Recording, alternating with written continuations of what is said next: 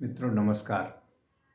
पटना बिहार से मैं विवेक रंजन सोनभद्र अपने YouTube चैनल विवेक सोनभद्र पर आपका स्वागत करता हूँ। आज बात जहानाबाद की एक बच्ची जो 18 साल से कम उम्र की थी, 17 वर्ष 2 महीने या 4 महीने की थी, जिसकी मौत संदेहास्पद परिस्थितियों में शंभू गर्ल्स हॉस्टल में तो नहीं हुई, अस्पताल में हुई, लेकिन शुरुआत वहीं से हुई। वो मेदांता अस्पताल में उसकी मौत हुई। ये घटना 11 तारीख की है, 11 जनवरी को उसकी मौत हुई। उसके बाद पुलिस ने जो कहा सो आप लोगों ने सुना होगा, या फिर और बात बाद में भी होगी। एसआईटी बनी, एसआईटी के जांच में कुछ नहीं निकला। शायद जैसा कि अखबारों से पढ़ने को मिला, सोशल मीडिया से पढ़ने को मिला कि लड़की की खुद की गलती थी तो उसने आत्महत्या कर ली, या जो भी हो। लेकिन लोग माने नहीं, लोग अभी भी नहीं मान रहे हैं कि उसकी मौत केवल आत्महत्या है। लोगों का मानना है कि उसके साथ दुष्कर्म हुआ है, तब उसने आत्महत्या की है, या ऐसा कुछ है। खैर जो भी हो, लड़की मर गई। तो जिस समाज में नारा लगाया जाता है बेटी बचाओ बेटी पढ़ाओ, वहाँ लड़की मर गई, लेकिन कोई बड़े नेता से कोई संवेदना के स्वर नहीं मिले, बहुत कम, नहीं के बराबर। पप्पू यादव जी तो खैर इसको बहुत जोर शोर से उठा ही रहे हैं। विजय कुमार सिन्हा जी शायद मिलने गए थे, विजय कुमार सिन्हा जी परिवार से मिलने जहानाबाद गए थे, जैसा मुझे याद है। लेकिन इसमें जो संवेदना की कमी है, मुझे लगता है यह राज्यपाल स्तर पर भी है, मुख्यमंत्री स्तर पर भी है, जैसा मैं समझ रहा हूँ। हो सकता है मेरी जानकारी गलत हो, तो उसके लिए मैं क्षमा चाहता हूँ। एक घटना की मैं चर्चा करता हूँ। यह घटना जून की है। मुजफ्फरपुर की एक लड़की के साथ दुष्कर्म हुआ था और उसका गला भी काट दिया गया था। तो फिर वो मुजफ्फरपुर के अस्पताल में इलाज होने के बाद उसे पटना पीएमसीएच रेफर किया गया था, जहां वह 2-3 दिन रही जीवित। बड़ी मशक्क़त के बाद उसको एडमिशन मिला था, यहाँ जाओ, इस वार्ड में जाओ, उस वार्ड में जाओ, उस विभाग में जाओ। उसके बाद वह भी मर गई थी। तो प्रभात खबर ने इस पर राज्यपाल महोदय से इंटरव्यू भी लिया था। तो राज्यपाल महोदय ने कहा, उस बच्ची के बारे में सुना तो रात भर सो न सका। बिहार के राज्यपाल आरिफ मोहम्मद खान ने कहा कि मुजफ्फरपुर के वाकये को लेकर वह बहुत व्यथित हैं। जिस दिन घटना के बारे में उन्होंने सुना, रात में सो नहीं पाया। उन्होंने कहा कि हम किस तरह के समाज में रह रहे हैं, बताइए। 9 साल के बच्ची के साथ इस तरह की दरिंदगी। सबसे बुरा तो यह लगा कि इतनी भयावह घटना के बाद समाज से कोई प्रतिरोध की आवाज नहीं आई। क्या हो गया है लोगों को, हमारे समाज को? हमारी सामाजिक सामूहिक चेतना कहाँ चली गई है? तो उन्होंने समाज से प्रश्न पूछा कि समाज कर क्या रहा है। राज्यपाल खान ने प्रभात खबर से खास बातचीत में कहा कि दुनिया में कोई ऐसी जगह नहीं जहां क्राइम नहीं होता हो, पर इस तरह की घटना में भी ऐसी चुप्पी सोचा भी नहीं जा सकता है। मैं हैरान रह गया। हम लोकतंत्र में जी रहे हैं और इसकी एक अभिव्यक्ति होती है। यह लोगों से ही तो बनता है। लोगों का नहीं बोलना खतरनाक होता है। हम केरल में थे, वहां दहेज हत्या के मामले में लोगों का आक्रोश सड़कों पर दिखा, जिसके बाद हर जिले में डाउरी अफसर तैनाती की सरकार की ओर से व्यवस्था की गई। तो खैर ये उन्होंने कहा। तो उन्होंने कहा कि समाज जो है हम लोगों का, वह मृत प्राय है, उसमें संवेदना नहीं है। तो ठीक है, मैं मान लिया उस दिन की बात, संवेदना नहीं है। लेकिन हुजूर, एक चीज मेरा प्रश्न है कि जब इस जहानाबाद की बेटी को लेकर के लोगों ने कारगिल चौक पर प्रदर्शन किया, तो उस पर लाठीचार्ज क्यों हुआ? यह आपसे प्रश्न है मेरा। दूसरा प्रश्न यह है कि कल परसों ही आपने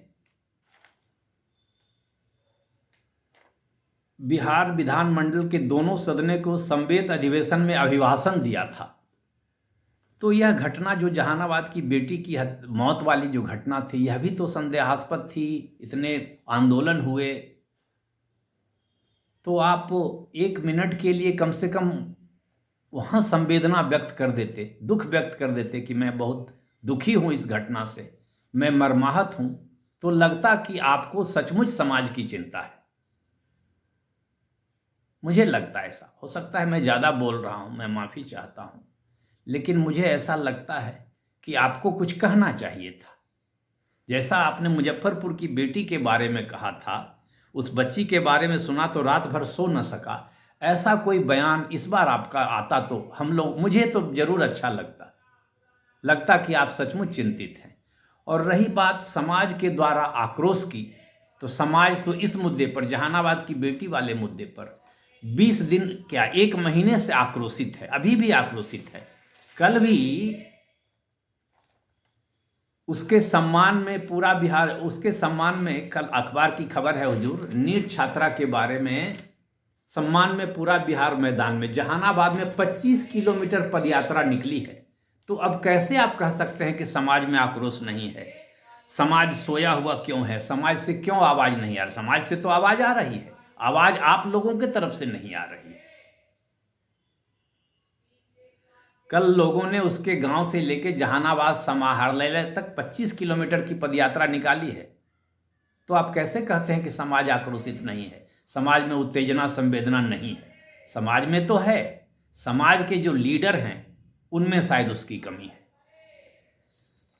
अब एक एक यह घटना देखिए,